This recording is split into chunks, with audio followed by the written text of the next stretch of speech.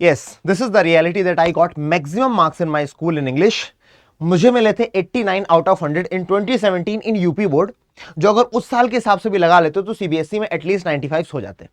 आज के लिए तो पक्का 95 से ज्यादा ही है, लेकिन मैंने सोचा आपको सच बताता हूं अब, क्योंकि मैं पढ़ा भी रहा हूं और मुझे पता है कि कोई भी एग्जामिनर आपकी कॉपी में क्या देखना चाहता है, तो आप कैसे बेस्ट मार्क्स ला सकते हैं, 95 97 मार्क्स ला सकते हैं। उनके 5-6 पॉइंटर्स मैंने आपके लिए लिख करके लाया हूं, वो अगर आप फॉलो कर लेते हैं तो फॉर श्योर आपके मार्क्स अच्छे आएंगे। क्योंकि ये बेसिक चीजें हैं जो हम गलत कर देते हैं।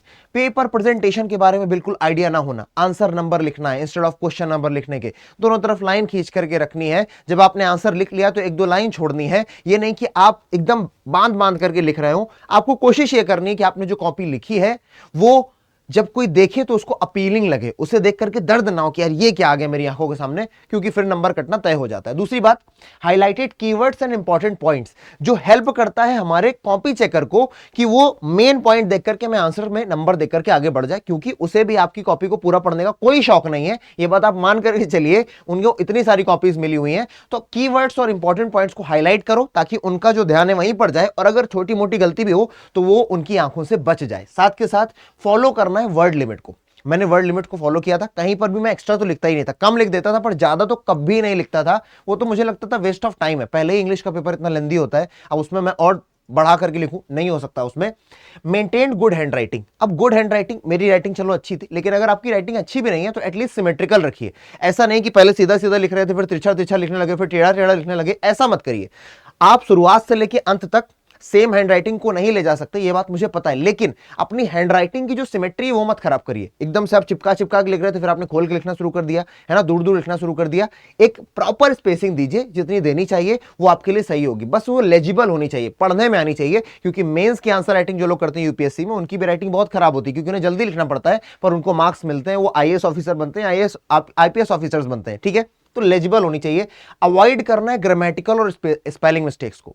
ये वही लोग कर सकते हैं जिन्होंने पहले प्रैक्टिस की हो, क्योंकि ग्रामेटिकल मिस्टेक और स्पेलिंग मिस्टेक्स बहुत ही निगेटिव आउटलुक आपका क्रिएट कर देता है कि यार इसको तो गड़बड़ है, बेसिक ग्रामर नहीं आ रही है। ठीक है, avoid scribbling in exam. Scribbling मतलब काटा पीटी से बचना है कि पता चला लिख के काट दिया, और अगर काटना भी है तो एक मेथड है उसका। मान लीजिए कुछ लिखा है तो उसे बस एक सिंगल लाइन से काटना है, कुछ लोग ऐसे ऐसे करते हैं, ऐसे ऐसे चलाते हैं, ये सब नहीं करना है। ठीक है ना, व्हाइटनर का यूज करने से बचना है, व्हाइटनर का यूज नहीं करना है, स्क्रिबलिंग नहीं करनी है। ये सारी चीजें अगर आप करोगे तो आपको अपने आप अच्छे मार्क्स आएंगे। हाँ, कंटेंट तो अच्छा देना ही पड़ेगा, और उसी कंटेंट में अगर बहुत अच्छा नहीं भी दिया है तो भी आप कोशिश करो कि कीवर्ड्स और इंपॉर्टेंट पॉइंट्स के माध्यम से दिखा दो, चाहे वो राइटिंग सेक्शन वाला पार्ट हो।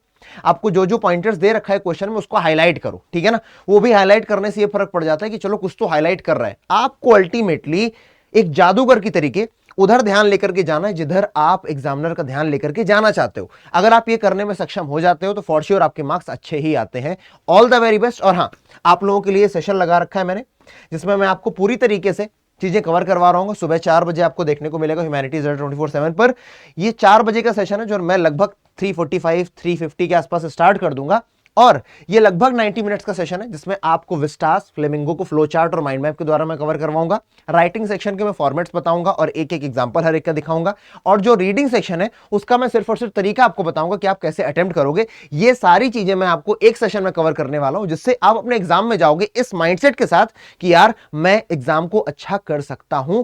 And if you still want कि हमें कुछ और टिप्स दे दीजिए, तो ये बहुत सिंपल सी बेसिक टिप्स है जिन्हें आप फॉलो करके अच्छे मार्क्स ला सकते हो। पूरे क्वेश्चंस अटेम्प्ट करने, वर्ड लिमिट को फॉलो करना है, टाइम मैनेजमेंट करना है, प्रायोरिटी वाइज चीजें अटेम्प्ट करनी है ना।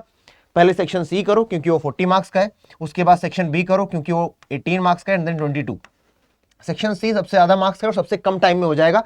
सेक्शन ए बीच में 22 मार्क्स का है लेकिन सबसे ज्यादा टाइम कंज्यूम करता है, इससे स्टार्ट नहीं करना है। ठीक है ना, इसलिए प्रायोरिटी वाइज आपको अटेम्प्ट करना, और साथ के साथ यार keep it neat and clean, साफ सुथरा लिखेंगे, ऑब्वियसली आपको मार्क्स अच्छे मिलेंगे। फिर से आपको याद दिला दे रहा हूं, बार बार याद दिला दे रहा हूं that there is a session जो सिर्फ आप लोगों के लिए, आपकी मदद करने के लिए लगा है। तो आ जाइएगा, फाइनल रिवीजन करते हैं 4 AM पर। तब तक अपना ध्यान रखिए, टेक केयर, जय Hind. And I know that you guys are going to get good marks, so congratulation पहले से ही बोल दे रहा हूं, क्योंकि आपने अगर ये सेशंस देखे अभी तक मेरे, तो वो आपको फॉर श्योर हेल्प करेंगे, चाहे आपका कोई भी सेट क्यों ना आ जाए। Bye bye, all the best.